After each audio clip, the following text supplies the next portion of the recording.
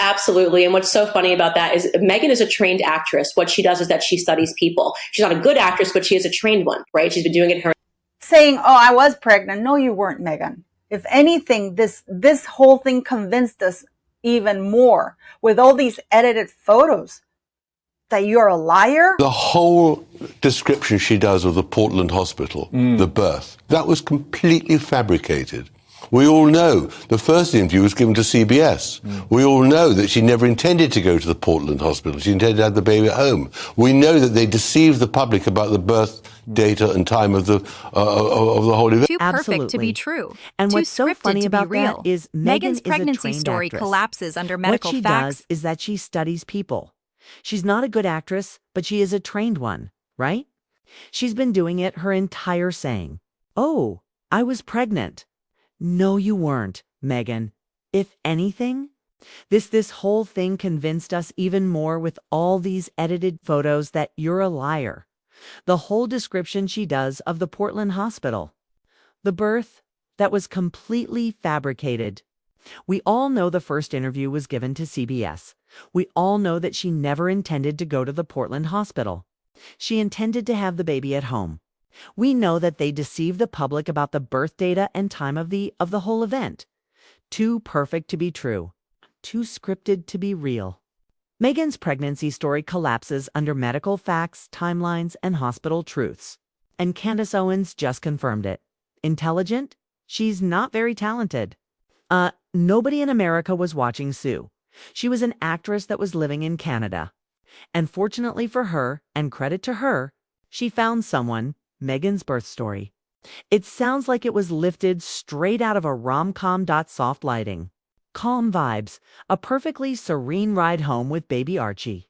But when you start piecing together the timeline, the hospital facts, and the real-life protocols at Portland Hospital, the story starts to look less like a memoir and more like fiction. Things that people were like, wait, what is happening here? And then when Archie was actually born, they played games. And you know what they did? They won stupid prizes, more controversies, more let's talk about the math.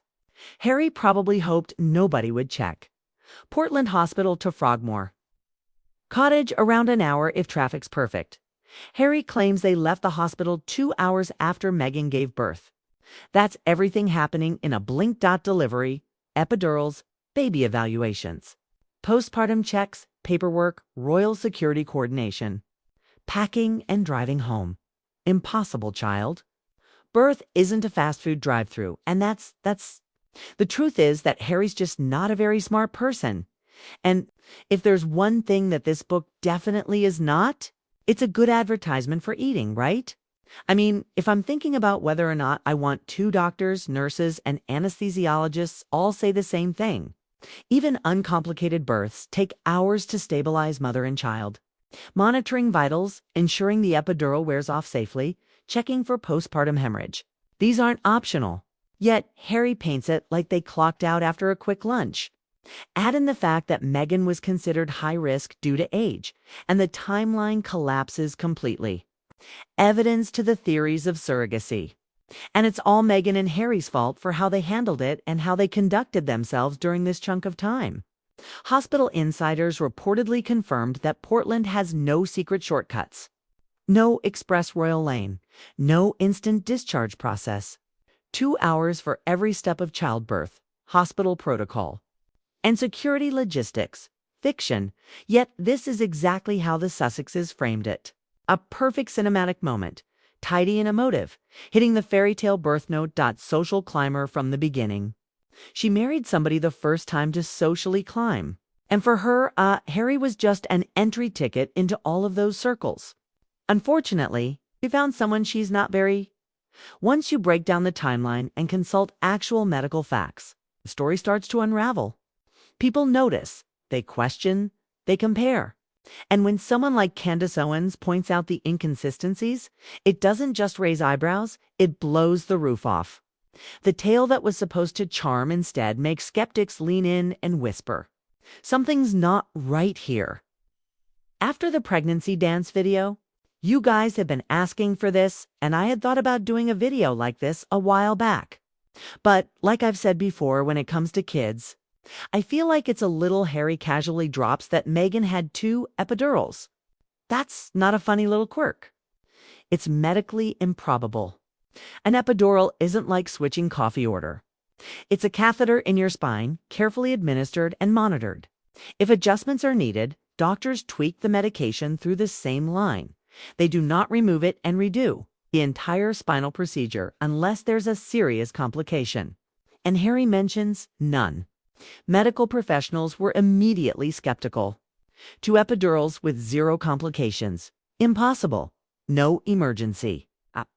No extended monitoring, no pause in the procedure, nothing to justify a second catheter. If anything, it's a glaring red flag that the story wasn't written with medical accuracy in mind. Book. It instantly lets you know how non-academic he is, and so you feel bad for him only because I do believe that he is a victim of his own stupidity. And I mean that, and I'm saying it heartfelt just so you know. That is the best case scenario is that. Here this also speaks to a larger pattern. Harry overshares other details but suddenly becomes vague or absurd when the story matters most. It's the hallmark of a narrative being constructed for effect rather than truth. The casual way he narrates this impossible medical scenario makes it read like a fairy tale, or worse, a novel cobbled together from secondhand knowledge. A look at the facts and how the public related to it, and how the public responded to what actually happened. What anesthesiologists publicly commented, pointing out that anyone familiar with epidurals would instantly spot the mistake. And once a single detail is off this badly, suspicion starts spreading. The more people read, the more cracks they find. This 2 epidurals claim isn't a harmless embellishment. It's a glaring example of storytelling overriding reality of today's video. So, at the time Archie Mountbatten Windsor was born, May 6, 2019, and this was surrounded by controversy largely to the unconventional decisions Prince Harry and Meghan Markle made regarding privacy, timing, and public communic. Harry paints Portland Hospital as a cozy candlelit spa where Meghan could float through labor in soft lighting and a warm bath. Romantic, right? Except anyone familiar with the place, and insiders have spoken, knows it's a high-risk medical facility. It's not a wellness retreat. Portland is equipped for interventions, monitoring, and emergency response. Not Instagram aesthetics. Exposing her fake belly, 'cause it's beyond a doubt now that the belly is fake. And if you combine that with the fact that the birth certificate that is put out there, it's from Colorado and a California, that no secret elevators, no hidden exits, no dim-lit relaxing rooms for leisurely postpartum recovery, nurses and doctors are on full alert. 2 epidurals, that means monitoring equipment, anesthesiologists, constant vitals checks, and strict documentation. There's no way someone walks out in 2 hours smiling for the camera. Portland Hospital is functional, precise, and serious. Not a movie set. A lot more friction and a lot more issues that unfolded as the years went on. And now it's really hard for Harry and Meghan to get away from them without doing some sort of Hail Mary, bringing forth lots of evidence to just shut all these rumors down.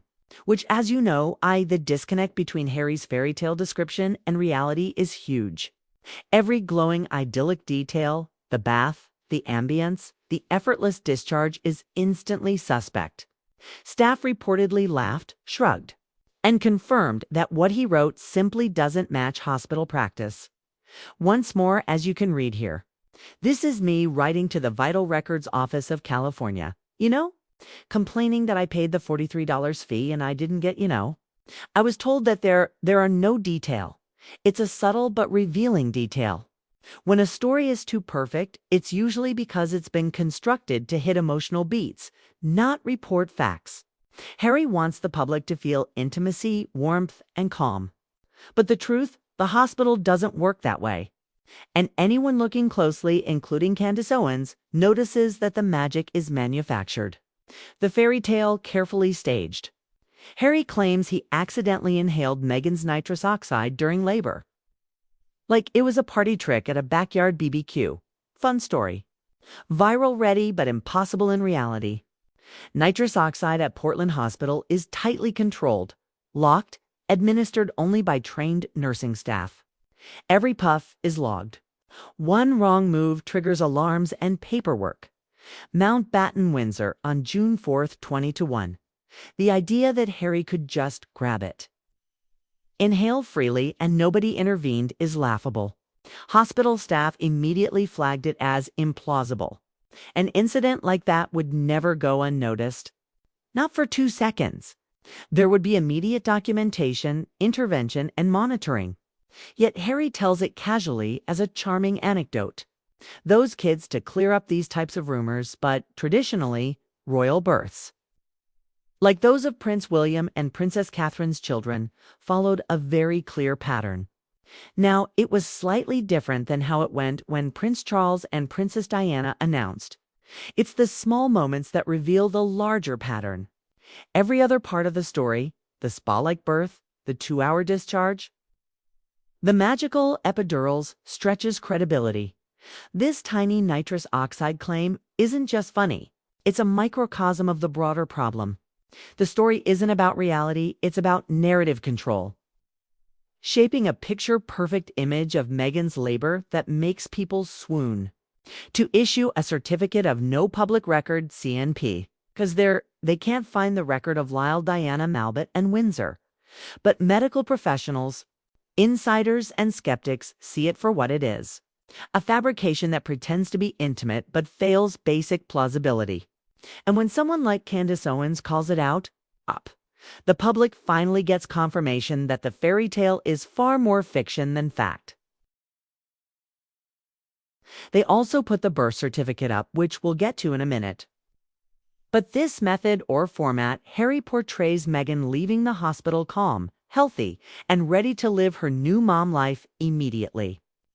But advanced maternal age, epidural recovery, and potential preeclampsia all contradict this vision. Medical reality says extended monitoring, rest, restricted travel, no international flights for weeks. Yet Meghan reportedly traveled extensively shortly afterward as if she had a textbook, complication-free birth. Numbers here displayed. This number was displayed, but now they have blocked it out. They have blocked both numbers, but unfortunately for Rachel, Meghan and Prince Harry, the other news, this contradiction is glaring. A high-risk postpartum woman flying internationally within days is unthinkable. The supposed smooth recovery completely undermines the credibility of the birth story. Skeptics can't ignore the dissonance. One narrative screams high-risk, medically fragile pregnancy. The other shows instant wellness and near normally, went into labor. For whatever reason, they kept Archie's birth private for over 8 hours. They did not tell people that he was actually born in a travel isn't just physical, it's medical. Doctors, hospitals, and even royal aides. No postpartum women need stability, especially in the first 48 to 72 hours. Epidurals, age-related risks, and potential complications make this even more critical.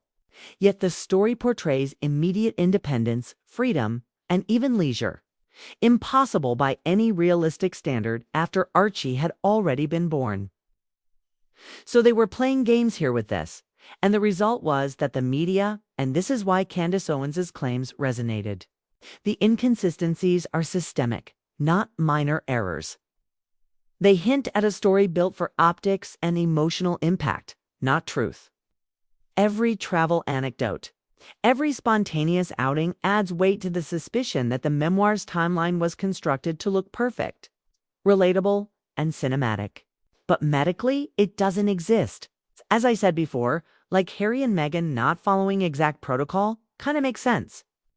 You know, Harry and Meghan's children are unlikely to ever get anywhere close to becoming, first, second in the line of succession. So they're not another red flag as the constantly shifting narrative around Archie's birth announcement. Version 1. The press was kept away to prevent blocking an emergency entrance. Except Portland Hospital has no such public entrance. Version 2. Media were being disrespectful to Meghan, so she chose privacy. Emotional but inconsistent with royal protocol. Version 3. The media wasn't told, but they chose not to come. Contradictions pile up.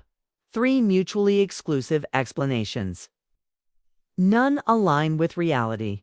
When stories shift like this, it's rarely accidental. It signals damage control, narrative management, or outright fabrication. Every new version muddies the truth, creating suspicion instead of transparency category.